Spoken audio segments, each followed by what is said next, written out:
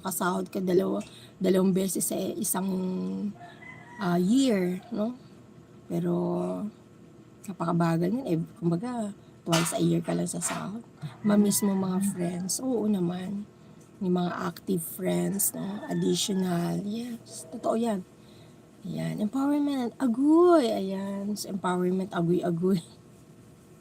Si Sir Kafil ayan, ano naman yan. Talagang, gusto niya, ano siya mamamonetize na yan, si Sir Jess, si Resino.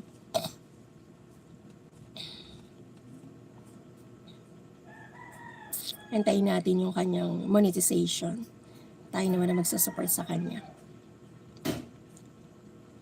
Dito kasi magtatapon ng basura dun pa sa may kanto. Tuwing makalawa kami kung magtapon. Tuwing makalawa magtapon si Francis ng basura. Ano yun, isang malaki na yun. Kasi di ba pag may tindahan, maraming basura, pati mga karton-karton.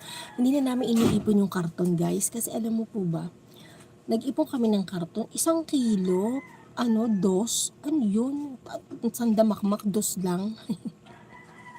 Kaya inaano na lang namin, dinidispose na lang namin.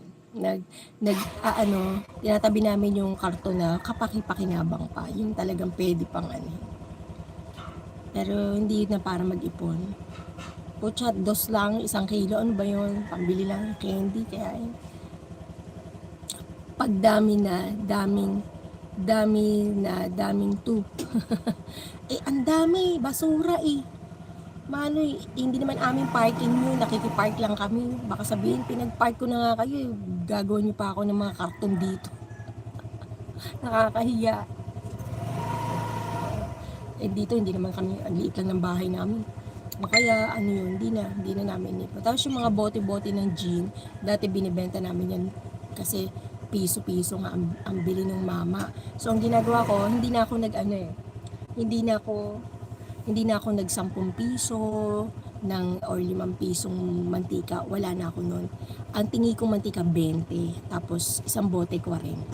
So ang ginagawa ko, yung mga bote, nilinis ko yon. Nilinis ko siya. Doon ko sinasalin yung kalahati, 20-20. Di free na yung bote, sa kanila na yung bote. Ganon. Pag wala silang bote at wala na rin akong bote sa plastic, halagang 20 hahatiin ko. Pag inipon mo yan, baka malamangan pakita ko. So, hindi.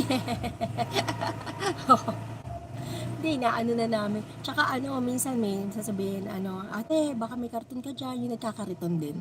Sabi ko, sige, para hindi na rin kami magtatapon. Sige, ayun, may mga karton doon, tingnan mo kung may pakinabangan mo pa. Sige, ito, ganyan.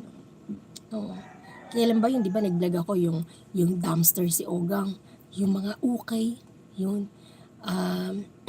Okay namin yung nakaliitan ng bunso ko, nung baby pa siya, nung grade schooler siya, yung mga uniform na luma, dati pa yon. So, inisa-isa ko yon, yung bilag ko yon, 7 sako yon, napamigay ko na yung 4, may 2 pang natira dito. Hindi ko alam kung kasi may aayusin pa ako doon, mayroon pa. Kaya, ayun, pinamigay ko na. Tuwang-tuwa naman yung nabigyan ko at saka nagbibigay siya ng mga milon, di ba? Kaya yun, bigay na lang natin. Mapapakinabangan pa niya yun. Para sa mga anak, hindi ko alam kung ano gagawin niya, baka ibibenta niya rin, di ba? At least nabigay na natin sa kanya, siya na bahala dun. Kapag kakitaan niya, okay lang, hayaan mo siya. Sabi ko nga sa kanya, yan ang dami niyan. 4 yan, may on the way pa. Kaya lang, iisa-isahin ko pa, pipilian ko pa, no? Kasi iba ginawa kong basahan. Para, malakas kasi kami sa basahan. Araw-araw ko naglalaban ng basahan namin. Kasi nga, tindahan ako. Meron ako doon basahan, meron ako dito, tapos sa loob. Kaya araw-araw yung nilalaban ko. Kaya nga sabi ng mama ko, araw-araw ko naglalaban. Ayoko kasi yung isang araw, tama na yun. Kasi pag yun bumilang na ilang araw, mahirapan akong laban yun. Ang itim-itim na nun pagka ganun, di ba? Pagka ganun maitim, tinatapon ko na. Jesus Mariosip, paabutin ko ng 5 araw yung basahan doon, edi nangitim na, di ang hirap laban yun. At kung araw-araw mo, okay pa, di ba? Yan, Sir Kafil ayan. i-highlight